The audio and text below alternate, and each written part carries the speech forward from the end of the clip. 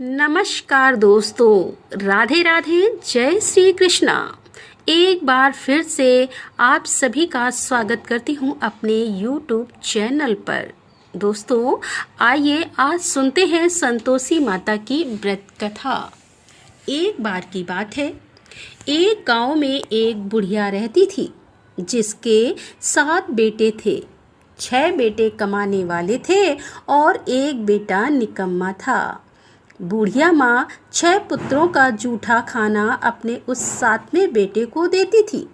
7वां पुत्र एक दिन अपनी पत्नी से बोला, देखो मेरी माता मुझे कितना प्रेम करती है। वो बोली, क्यों नहीं, सबका जूठा बचा हुआ खाना तुमको खिलाती है। देखा है मैंने उनका प्रेम। वो बोला, जब तक मैं अपनी माँ को ऐसा करते हुए अपनी आँखों से नहीं देख लूँगा, मैं यह नहीं मान सकता। उसकी पत्नी ने हंसकर कहा, देख लोगे तब तो मानोगे ना। कुछ दिन बाद एक बड़ा त्योहार आया। घर में कई प्रकार के भोजन और चूरमे के लड्डू बने।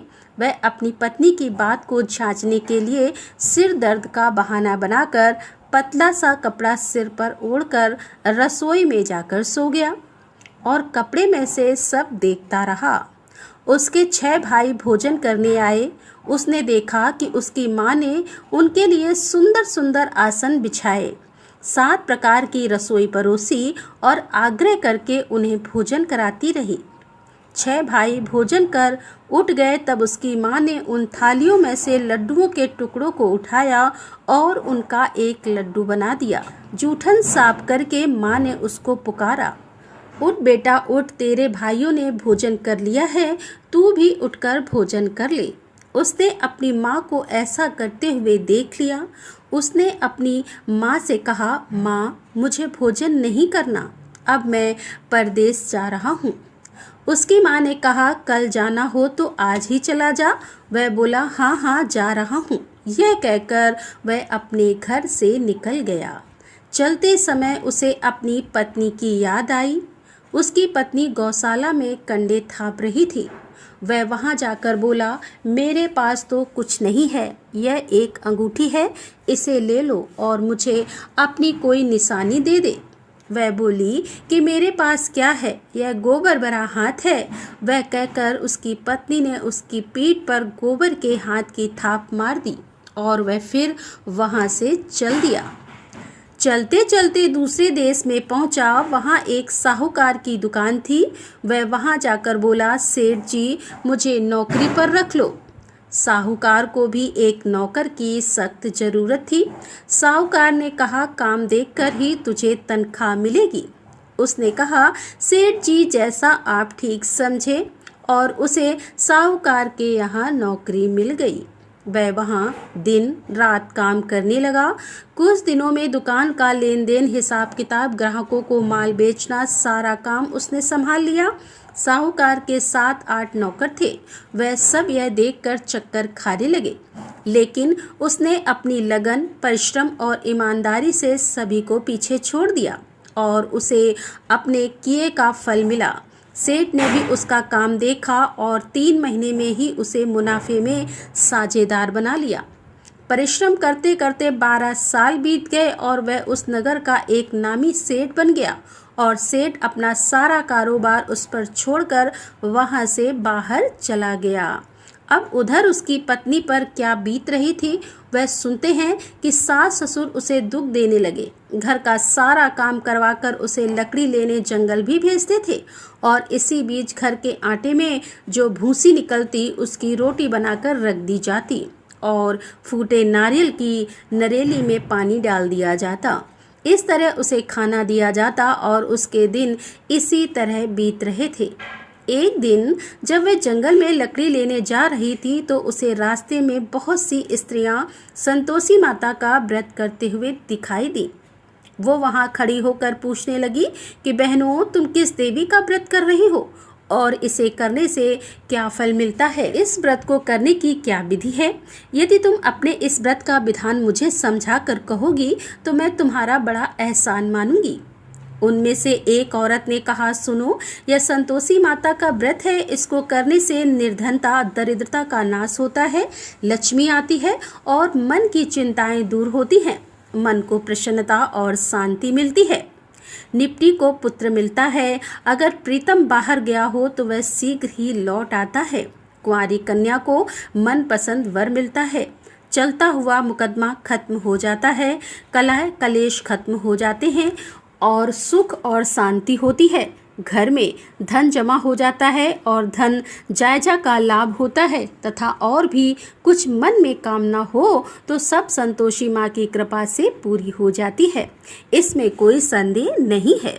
उसने पूछा कि यह व्रत कैसे किया जाता है, यह भी बताओ तो तुम्हारी बड़ी कृपा होगी। वो स्त्री कहने लगी कि बिना परेशानी, श्रद्धा और प्रेम से जितना भी हो सके प्रसाद लेना, 5 पैसे से 1.25 आने तथा इससे भी ज्यादा शक्ति और भक्ति के अनुसार गुड़ और चना लेना, हर शुक्रवार को निराहार रहकर कथा कहना और इसके बीच क्रम नहीं टूटे, लगातार नियम पालन करना। कथा सुनने वाला कोई ना मिले तो घर में घी का दीपक जलाकर उसके आगे जल का पात्र रखकर कथा को कहना या सुनना, परंतु नियम ना टूटे। जब तक कार्य सिद्ध ना हो नियम का पालन करना और कार्य सिद्ध हो जाने पर व्रत का उद्यापन करना। 3 महीने तक ऐसा करने पर माता पूरा फल प्रदान करती है। यदि किसी के ग्रह खोटे हों तो माता 1 वर्ष में अवश्य उन्हें भी सही कर देती है। कार्य सिद्ध होने पर ही उद्यापन करना, बीच में नहीं। उद्यापन में 2.5 सेर आटे का खाजा तथा इसी के अनुसार खीर तथा चने का साग बनाना, 8 बच्चों को भोजन कराना, जहाँ तक मिले देवर जेठ भाई बंधु कुटुंब के लड़के लेना, ना मिले तो रिश्तेदार और पड़ोसियों के लड़कों को बुला लेना, उन्हें भोजन कराकर अपनी शक्ति के अनुसार दक्षिणा देना, माता का नियम पूरा करना और ध्यान रखना कि उस दिन घर में कोई खटाई ना खाए। यह सारी बात सुनकर वह वहां से चली गई। रास्ते में लकड़ी के बोझ को उसने बेच दिया और उन पैसों में गुड़ और लेकर माता के व्रत की तैयारी करने के लिए आगे बढ़ी। रास्ते में संतोषी माता के मंदिर में जाकर माता के चरणों में लौटने लगी और विनती करने लगी कि माँ, मैं दीन हूँ, निपट मूर्ख हूँ, व्रत के नियम नहीं जानती, मैं बहुत दुखी हूँ। हे माता, मेरे दुख को दूर कर, मैं तेरी शरण में आई हूँ। माता रानी को उस पर दया आ गई। एक शुक्रवार बीता कि दूसरे शुक्रवार को ही उसके पति का पत्र आया और तीसरे शुक्रवार को उसका भेजा हुआ पैसा भी आ गया। यह देखकर उसकी जेठानी सब मुंह सिकोड़ने लगी। इतने दिनों बाद इतना पैसा कहाँ से आया? उनके लड़के ताने देने लगे। काकी के पास अब पत्र आने लगे हैं, रुपया आने लगा है, अब तो काकी की खातिर बढ़ेगी, अब तो काकी बुलाने से भी नहीं बोलेगी। बेचारी सरलता से कहती, भैया पत्र आए, रुपया आया तो हम सबके लिए ही अच्छा है। ऐसा कहकर आंखों में आंसू भरकर संतोषी माता के मंदिर में जाकर वो रोने लगी। माँ, मैंने तुमसे पैसा नहीं मांगा, मुझे पैसों का क्या काम, मुझे तो अपने सुहाग से काम है, मैं तो अपने स्वामी के दर्शन और सेवा मांगती हूँ।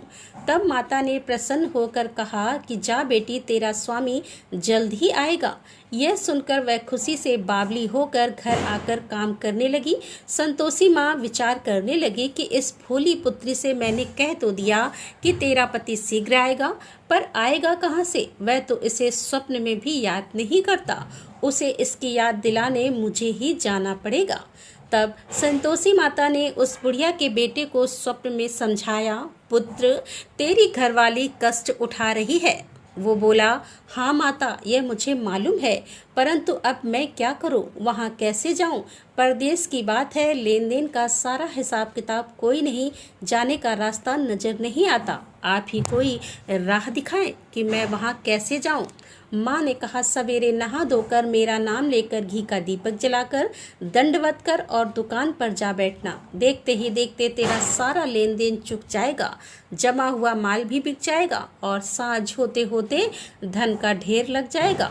वो अगले दिन सुबह जल्दी उठा। उसने अपने मित्र, बंधुओं और परिचितों को स्वप्न में माता के द्वारा कही गई बात सुनाई। वह सब उसकी बात सुनकर उसका मजाक उड़ाने लगे। वो कहने लगे कि कभी सपने भी सच होते हैं। एक बूढ़ा व्यक्ति बहुत समझदार था। वो बोला, देखो भाई, मेरी बात मानो, देवी ने जैसा कहा है वैसा ही करना, ऐसा करने में तेरा क्या जाता है। बूढ़े आदमी की बात मानकर वह नहा धोकर संतोषी माता को प्रणाम कर घी का दीपक जलाकर दुकान पर जा बैठा और शाम तक उसके यहाँ धन का ढेर लग गया और सारे लेन देन भी निपट गए। वह यह देखकर बहुत हैरान हुआ और मन में संतोषी माता का नाम लेकर प्रसन्न होकर सब काम निपटाकर वह अपने घर के लिए रवाना हुआ। उधर उसकी पत्नी जंगल में लकड़ी लेने गई। लौटते समय जब वह बहुत थक गई तो संतोषी माता के मंदिर पर विश्राम करने के लिए वह बैठ गई। यह तो उसके रोज का स्थान था। धूल उड़ती देखकर उसने माता से पूछा कि हे माता, धूल कैसे उड़ रही है। माता ने कहा, हे पुत्री, तेरा पति आ रहा है। अब तू ऐसा कर, इन लकड़ियों के 3 बोझ बना, एक नदी के किनारे रख दे, दूसरा मेरे मंदिर पर और तीसरा अपने सर पर रख ले। तेरे पति को लकड़ी का गट्ठर देखकर तुमसे मोह पैदा हो जाएगा। यह वहाँ रुकेगा, नाश्ता पानी बनाकर खाकर माँ से मिलने जाएगा। तू लकड़ी का बोझ उठाकर जाना और बीच चौक में गड्ढा डालकर 3 आवाजें जोर से लगाना। लो सासू जी, लकड़ियों का गट्ठा, लो भूसी की रोटी, 2 नारियल के खोपड़े में पानी, 2 आज कौन मेहमान आया है। संतोषी माता की बात सुनकर वह बोली, बहुत अच्छा माँ। और यह कहकर लकड़ियों के 3 बोझ एक नदी के तट पर, दूसरा माता के मंदिर में रख दिया। इतने में ही मुसाफिर वहां आ पहुंचा। सूखी लकड़ी देखकर उसको इच्छा हुई कि अब वह यहीं विश्राम कर ले और भोजन बनाकर खा पीकर अपने गांव के लिए चले। इस प्रकार वह अपने गांव में आ गया। उसी समय बहू सिर पर लकड़ी का गट्ठा ले आई और उस गट्ठा को आंगन में डालकर जोर से 3 आवाजें दी। लो सासू जी, लकड़ी का गट्ठा लो, रोटी दो, नारियल के खोपड़े में पानी दो, आज कौन मेहमान आया है। यह सुनकर सास ने अपने दिए हुए कष्टों को भुलाने के लिए बहू से कहा, बहू तू ऐसा क्यों कहती है, तेरा मालिक ही तो आया है। बैठ, मीठा मट्ठा भात खाकर कपड़े गहने पहन ले। पत्नी की आवाज सुनकर उसका स्वामी बाहर आ गया। उसके हाथ में पहनी अंगूठी देखकर वह व्याकुल हो गया। उसने माँ से पूछा, माँ यह कौन है। उसकी माँ बोली, बेटा यह तेरी पत्नी है। आज 12 वर्ष हो गए हैं जब से तू गया है, तब से सारे गांव में जानवर की तरह भटकती फिरती है, कुछ काम काज नहीं करती, 4 समय आकर खाना खाती है और तुझे देखकर भूसे की रोटी और नारियल के खोपड़े में पानी मांगती है। वह बोला, माँ मैंने सब देख लिया है, तुम मुझे दूसरे के घर की चाबी दो, अब मैं उसी में रहूंगा। वो बोली, ठीक है बेटा, जैसी तेरी मर्जी। उसने दूसरे घर को खोलकर सारा सामान जमाया। एक ही दिन में वहां राजा के महल जैसा ठाट बाट बन गया। अब क्या था, वो सुख भोगने लगी। अगले शुक्रवार को उसने अपने पति से कहा कि मुझे संतोषी माता का उद्यापन करना है। पति बोला, बहुत अच्छा है, खुशी से कर लो। वो जेठ के लड़कों को भोजन के लिए कहने गई और उन्हें मंजूर कर लिया। परंतु जेठानी ने अपने बच्चों को सिखाया कि देखो रे, भोजन के समय सब लोग खटाई मांगना, जिससे उसका उद्यापन पूरा ना हो पाए। लड़के भोजन करने आए और खीर पेट भर के खाई, परंतु बाद में याद आते ही कहने लगे, हमें कुछ खटाई खाने को दो, खीर खाना हमें भाता नहीं। बोले, पैसे लाओ। भोली बहू कुछ नहीं जानती थी, उसने उन्हें पैसे दे दिए। लड़कों ने बाहर जाकर उन पैसों से इमली खरीदी और खाई। ये देखकर बहू पर माताजी ने कोप कर दिया। राजा के दूत उसके पति को पकड़ कर ले गए। बहू से यह सब सहन नहीं हुआ। वह संतोषी माता के मंदिर गई और कहने लगी कि माता, हंसाकर क्यों रुलाने लगी हो। माता बोली, पुत्री तूने मेरा व्रत भंग किया, इतनी जल्दी ही सारी बातें भुला दी। वो बोली, माता मैं भूली नहीं हूँ, मैंने कुछ अपराध नहीं किया है, मुझे तो लड़कों ने भूल में डाल दिया, मुझे क्षमा कर दो। वो बोली, अब मैं कोई भूल नहीं करूँगी, आप बताओ मेरे पति वापस कैसे आएंगे। तब माँ ने कहा, पुत्री जा, तेरा पति रास्ते में तुझे आता मिलेगा। वह मंदिर से निकलकर बाहर आई तो रास्ते में उसे अपना पति आता हुआ मिला। उसने पूछा कि तुम कहाँ गए थे। वो बोला, इतना जो धन कमाया है उसका कर राजा ने मांगा था, उसे ही भरने चला गया था। वह प्रसन्न होकर बोली, अच्छा हुआ, ठीक है, अब घर चलो। फिर अगला शुक्रवार आया। वह बोली, मुझे माता का उद्यापन फिर से करना है। पति ने कहा ठीक है कर लो। फिर वह जेठ के लड़कों के पास भोजन को कहने गई। जेठानी ने लड़कों को सिखा दिया कि तुम पहले की ही तरह इस बार भी खटाई मांगना। लड़के भोजन करने बैठे, लेकिन भोजन करने से पहले ही कहने लगे, हमें खीर पूरी नहीं भाती, इसे खाने से हमारा जी बिगड़ता है, कुछ खटाई खाने के लिए दो। वह बोली, खटाई तो तुम्हें खाने को नहीं मिलेगी, अगर यह खाना खाना है तो खाओ, नहीं तो जाओ। उनके चले जाने पर उसने ब्राह्मण के लड़कों को बुलाकर भोजन करवाया और दक्षिणा की जगह उन्हें एक एक फल दिया। इससे संतोषी माता बहुत प्रसन्न हो गई। माता की कृपा से 9 महीने के बाद उसको चंद्रमा के समान एक सुंदर पुत्र प्राप्त हुआ। पुत्र को लेकर वह प्रतिदिन संतोषी माता के मंदिर जाने लगी।